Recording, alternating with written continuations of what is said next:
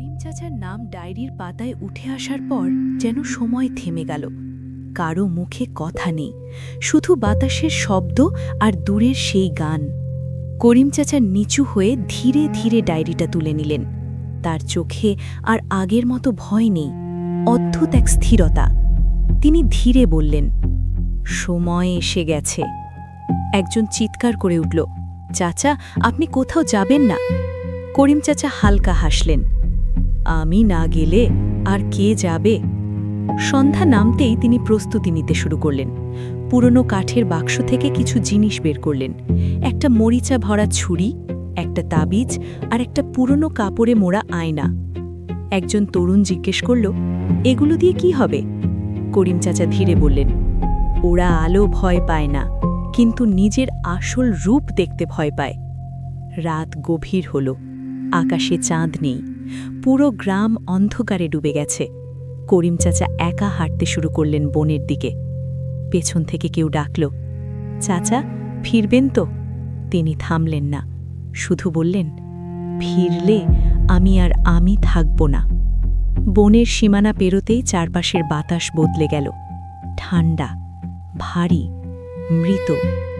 গাছগুলো যেন তাকে লক্ষ্য করছে, ফিসফিস করছে। হঠাৎ সেই গান আবার শোনা গেল, এবার কাছ থেকে। আরেকটু সামনে যেতেই তিনি দেখলেন রূপা দাঁড়িয়ে আছে, তার পাশে সায়েম, আর পেছনে আরও অনেক ছায়া। সবাই তাকিয়ে আছে তার দিকে।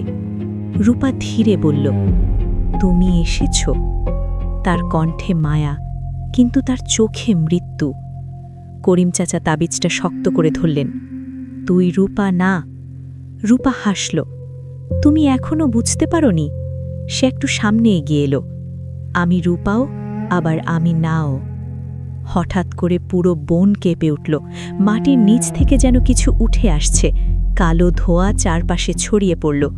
আর সেই ধোঁয়ার ভেতর থেকে সে বের হল, সেই সাদা পোশাকের মেয়েটা। কিন্তু এবার তার রূপ আরও ভয়ঙ্কর। তার চুল মাটিতে গড়িয়ে পড়ছে, চোখ দুটো রক্তে ভরা, আর তার শরীর আধা মানুষ আধা ছায়া। সে ধীরে ধীরে করিম চাচার সামনে এসে দাঁড়াল। তুমি অনেক কিছু জানো, সে ফিসফিস করে বলল, তুমি আমাদের থামাতে চাও? করিম চাচা আয়নাটা বের করলেন, আমি তোকে শেষ করতে এসেছি। মেয়েটা হাসল, শেষ? তার হাসি বনের ভেতর প্রতিধ্বনি হল, আমি শেষ না, আমি শুরু। হঠাৎ করে সে হাত তুলল, চারপাশে সব ছায়া নড়তে শুরু করল। রূপা, সায়েম সবাই ধীরে ধীরে এগিয়ে আসছে, তাদের চোখ ফাঁকা, তাদের মুখে কোনো অনুভূতি নেই। করিম চাচা চিৎকার করে উঠলেন, রূপা, তুই যদি কোথাও থাকিস ফিরে আয়।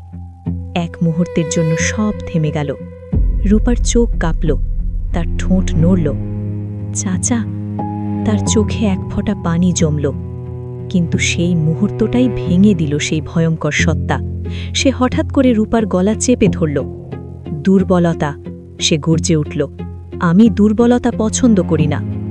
করিম চাচা সুযোগটা নিলেন, তিনি আয়নাটা সামনে ধরলেন। মেয়েটার মুখ আয়নায় পড়তেই সে থমকে গেল, তার চোখ বড় হয়ে গেল। সে নিজের রূপ দেখল, একটা বিকৃত, পচা, অমানুষিক মুখ। সে চিৎকার করে উঠল, না, এটা আমি না। পুরো বন কেঁপে উঠল, ছায়াগুলো ছটফট করতে লাগল।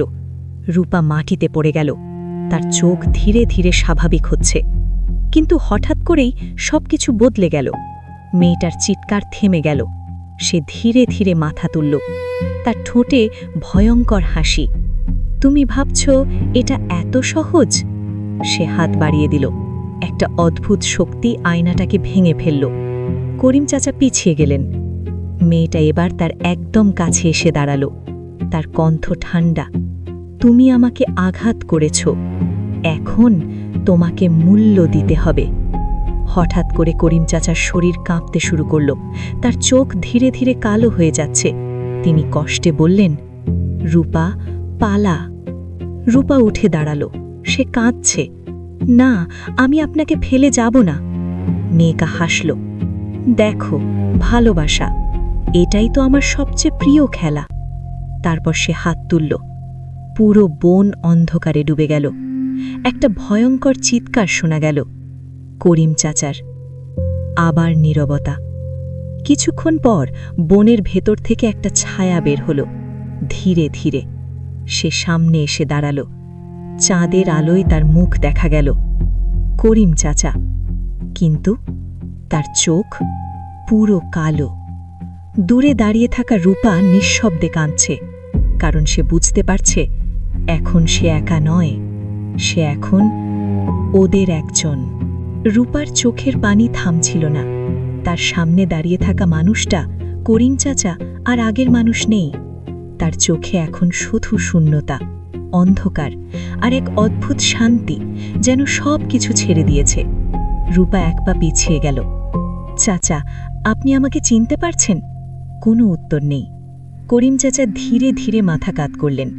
তার ঠোঁটে এক অচেনা হাসি ফুটে উঠল। রূপা, তিনি বললেন, কিন্তু সেই কণ্ঠ তার নিজের না। তুমি এখনো পালাওনি কেন? রূপার বুকের ভেতরটা মোচড় দিয়ে উঠল। সে বুঝল এই কণ্ঠ, এই শব্দ সব কিছুই মিথ্যা। কেউ তার চাচার শরীর ব্যবহার করছে, ঠিক যেমন তার বাবার শরীর ব্যবহার করেছিল। হঠাৎ করেই বাতাস ভারী হয়ে গেল। সেই সাদা পোশাকের সত্তা আবার সামনে এলো, কিন্তু এবার তার রূপ বদলেছে। সে আর ভয়ঙ্কর না, সে সুন্দর, অস্বাভাবিকভাবে সুন্দর। তার চোখে এক অদ্ভুত কোমলতা। সে রূপার সামনে এসে দাঁড়াল। তুমি কাঁদছ কেন? সে নরম গলায় বলল। রূপা চুপ, তার শরীর কাঁপছে। আমি তো তোমাকে বাঁচিয়েছি, সত্তাটা বলল। ওরা তোমাকে ভুলে যেত সময়ের সাথে। সে হাত বাড়াল।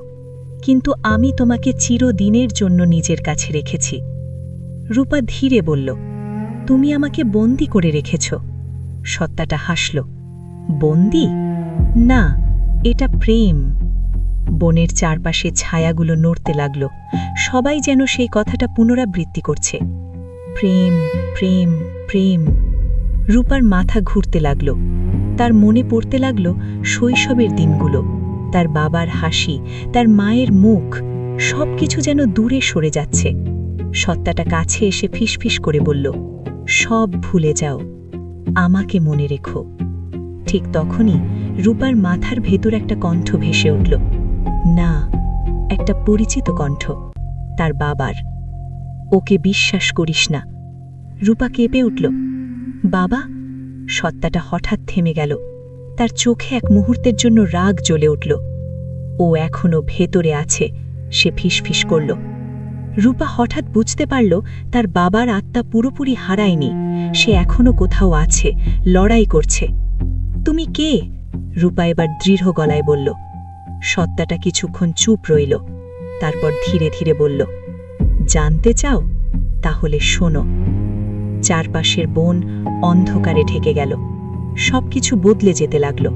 রূপা অনুভব করল সে আর এখানে নেই, সে চলে গেছে অন্য এক সময়। একটা পুরনো গ্রাম, চারপাশে মশাল জ্বলছে, মানুষজন চিৎকার করছে। মাঝখানে বাঁধা একটা মেয়ে, সাদা পোশাক, চোখে ভয়। ওকে পুড়িয়ে দাও, কেউ চিৎকার করল। ও শয়তান। মেয়েটা কাঁদছে। আমি কিছু করিনি, আমি শুধু ভালোবেসেছিলাম। একজন পুরুষ সামনে এগিয়ে এলো, তার চোখে ঘৃণা। তুই মানুষ না। মেয়েটার চোখে তখন রাগ জ্বলে উঠল। আমি মানুষ না? সে হাসল। তোমরাই আমাকে এমন বানিয়েছ। আগুন জ্বলে উঠল। মেয়েটা আগুনের মধ্যে পুড়তে লাগল, কিন্তু সে মরল না। তার চিৎকার বদলে গেল হাসিতে, ভয়ঙ্কর হাসি। আমি ফিরব, সে চিৎকার করল। আমি তোমাদের সবাইকে ভালোবাসব, যতক্ষণ না তোমরা আমাকে ভুলে যাও। দৃশ্যটা মিলিয়ে গেল। রূপা হাঁপাতে হাঁপাতে দাঁড়িয়ে আছে, তার সামনে সেই সত্তা। এটাই আমার জন্ম, সত্তাটা বলল। মানুষ আমাকে পুড়িয়ে মেরেছিল, কারণ আমি ভালোবেসেছিলাম। তার চোখে পানি, কিন্তু সেই পানির ভেতর আগুন। তাই আমি শিখেছি, ভালোবাসা মানে কাউকে নিজের করে নেওয়া, যেভাবেই হোক। রূপার বুক কেঁপে উঠল। সে বুঝতে পারল এটা শুধু একটা দানব না, এটা একটা অভিশপ্ত প্রেম। সত্তাটা ধীরে বলল, তুমি আলাদা, তুমি আমাকে বুঝতে পারো। রূপা মাথা নাড়ল। না, আমি তোমার মতো হব না। সত্তার চোখ হঠাৎ লাল হয়ে উঠল। তাহলে তুমি আমাকে ছেড়ে যাবে? বনের সব ছায়া একসাথে নড়তে লাগল। করিম চাচা, সায়েম সবাই এগিয়ে আসছে। রূপা বুঝল এখন সিদ্ধান্ত নিতে হবে। হঠাৎ সে তার গলায় ঝোলানো তাবিজটা শক্ত করে ধরল। এটা করিম চাচা দিয়েছিল।